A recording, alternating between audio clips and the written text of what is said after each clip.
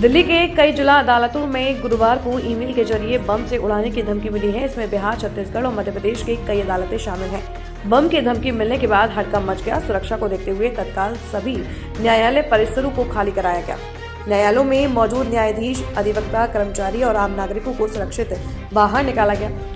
मध्य प्रदेश और छत्तीसगढ़ के 3 जिला न्यायालयों को बम से उड़ाने की धमकी। छत्तीसगढ़ में बिलासपुर और राजनांदगांव जिला न्यायालय, जबकि मध्य प्रदेश में रीवा जिला न्यायालय को धमकी भरा ईमेल भेजा गया है। सूचना मिलते ही संबंधित जिलों की पुलिस और बम निरोधक दस्ता मौके पर पहुंच गया और पूरे परिसर की सघन तलाशी शुरू की गई। प्रवर्तन निदेशालय ने गुरुवार को तृणमूल कांग्रेस के आईटी सेल प्रमुख प्रतीक जैन के घर पर छापेमारी की। पश्चिम बंगाल की मुख्यमंत्री ममता बनर्जी ने प्रतीक जैन के घर पर ईडी की छापेमारी को लेकर नाराजगी जताई। इस दौरान सीएम ममता प्रतीक जैन के आवास पर पहुंची। पश्चिम बंगाल की मुख्यमंत्री ममता बनर्जी ने कहा, यह बेहद दुर्भाग्यपूर्ण है कि ईडी ने टीएमसी के आईटी प्रमुख के घर पर छापा मारा। ममता बनर्जी ने टीएमसी के आईटी सेल प्रमुख के घर पर ईडी की छापेमारी पर सवाल खड़े करते हुए कहा कि क्या राजनीतिक दलों के आईटी प्रमुखों के घरों पर छापा मारना केंद्रीय गृह मंत्री का काम है। जानकारी के मुताबिक वित्तीय अनियमितताओं के मामले में प्रतीक जैन के घर पर ईडी ने छापेमारी की है।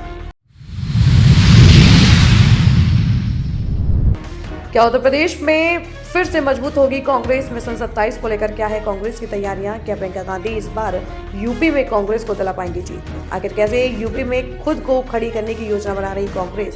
तो क्या इस बार प्रियंका गांधी के सहारे यूपी में कांग्रेस को फायदा मिलेगा?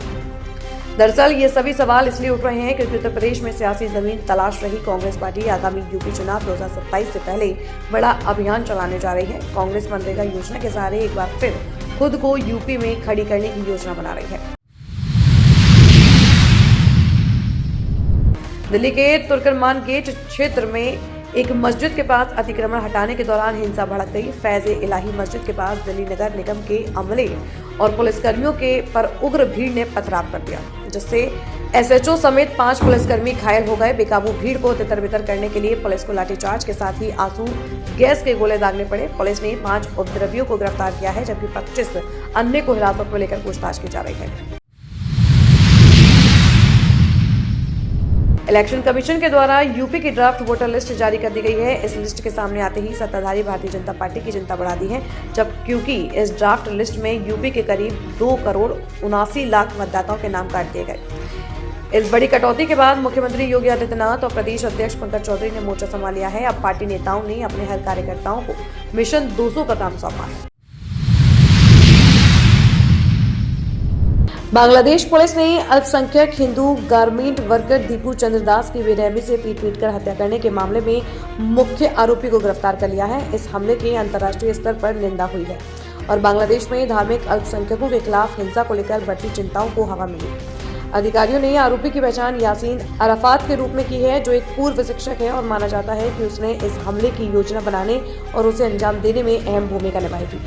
दीपू चंद्र दास के साथ क्या हुआ था? यह हत्या 18 दिसंबर को मेमनसिंह जिले में हुई थी। आरोप है कि 27 साल के दास को उसके फैक्ट्री सुपरवाइजरों ने इस्तीफा देने के लिए मजबूर किया, जिसके बाद उसे उसके काम की वजह से घसीटकर बाहर निकाला गया और गुस्से में आई स्थानीय भीड़ के हवाले कर दिया।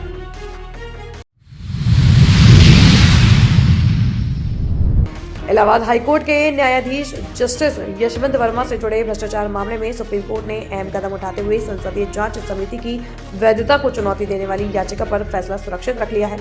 इस मामले को लेकर न्यायपालिका और संसद के अधिकार क्षेत्रों को लेकर गंभीर संवैधानिक सवाल खड़े हो गए हैं। जस्टिस दीपांकर दत्ता और जस्टिस एससी शर्मा की पीठ ने दोनों पक्षों की दलीलें सुनने के बाद फैसला सुरक्षित रख लिया है। जस्टिस वर्मा की ओर से वरिष्ठ वकील मुकुल रोहतगी और सिद्धार्थ लूथरा ने दलील दी कि पूरी प्रक्रिया कानून के खिलाफ है। वहीं केंद्र की ओर से सॉलिसिटर जनरल तुषार मेहता की समिति ने गठन को संवैधानिक ठहराया और कहा कि दोनों सदनों में प्रस्ताव स्वीकार होने के बाद संयुक्त जांच समिति बन सकती है। दिल्ली पुलिस ने गुरुवार को राष्ट्रीय राजधानी के तुर्कमान गेट में फैज़-ए-इलाही मस्जिद के बाद दिल्ली नगर निगम के अतिक्रमण विरोधी अभियान के दौरान हुई पत्थरबाजी की घटना से जुड़े 30 लोगों की पहचान कर ली है। इलाके में भारी संख्या में पुलिस बल तैनात है। उधर गुरुवार को फिर से तुर्कमान गेट के पास अतिक्रमण हटाने का अभियान फिर से शुरू हो गया है। पुलिस के मुताबिक पत्थरबाजी की घटना के सिलसिले में 30 लोगों की पहचान की गई। उन्होंने सीसीटीवी फुटेज और वायरल वीडियो की मदद से उनकी पहचान की। पुलिस टीम उन्हें हिरासत में लेने के लिए छापेमारी कर रही है। खेल के मैदान से एक ऐसी खबर सामने आई है जिसने हर किसी को शर्मिंदा कर दिया है। नेशनल पिस्टल कोच अंकुश भारद्वाज पर एक 17 साल की राष्ट्रीय स्तर की महिला निशानेबाज के साथ यौन शोषण करने का गंभीर आरोप लगा है। पुलिस ने मामले की गंभीरता को देखते हुए आरोपी कोच के खिलाफ पॉक्सो एक्ट के तहत मामला दर्ज कर लिया है। इतना ही नहीं, national rifle association of India ने मामले की गंभीरता को देखते हुए अंकुश भारद्वाज को सस्पेंड कर दिया। दरअसल मंगलवार यानी 6 जनवरी 2026 को 17 साल की नेशनल महिला शूटर के परिवार ने नेशनल शूटिंग कोच अंकुश भारद्वाज के खिलाफ पुलिस में एफआईआर दर्ज कराई। फिलहाल पुलिस इस मामले में जांच पड़ताल कर रही है। पंजाब के विभिन्न जिला कोर्ट में बम होने की सूचना मिलने की अफवाह से अफरा तफरी मच गई। रूपनगर, श्री आनंदपुर साहिब और फिरोजपुर के बाद अब मोगा की जिला कोर्ट को भी बम से उड़ाने की धमकी दी ईमेल पर दी गई है। एहतियात के तौर पर पुलिस प्रशासन ने तुरंत कार्रवाई करते हुए पूरे कोर्ट परिसर को खाली करवा दिया। वहीं लुधियाना में मॉक ड्रिल भी शुरू कर दी गई है। सूत्रों से मिली जानकारी के अनुसार किसी अज्ञात व्यक्ति द्वारा कोर्ट की ऑफिशियल ईमेल आईडी पर मेल के जरिए बम से उड़ाने की सूचना दी गई। हालांकि पुलिस इससे अभी तक इनकार कर रही है। सूचना मिलते ही सीनियर अधिकारी रूपनगर, श्री आनंदपुर साहिब, मोगा और फिरोजपुर में पुलिस फोर्स के साथ मौके पर पहुंचे हैं। पुलिस ने कोर्ट परिसर को चारों ओर से घेरते हुए चेकिंग अभियान शुरू कर दी है। किसी भी संभावित खतरे को ध्यान में रखते हुए कोर्ट के सभी कमरों, गलियारों और आसपास के क्षेत्रों की बारीकी से तलाश की जा रही है। पुलिस विभाग की ओर से डॉग स्क्वाड की मदद भी ली गई है ताकि किसी भी संदिग्ध वस्तु की पहचान की जा सके।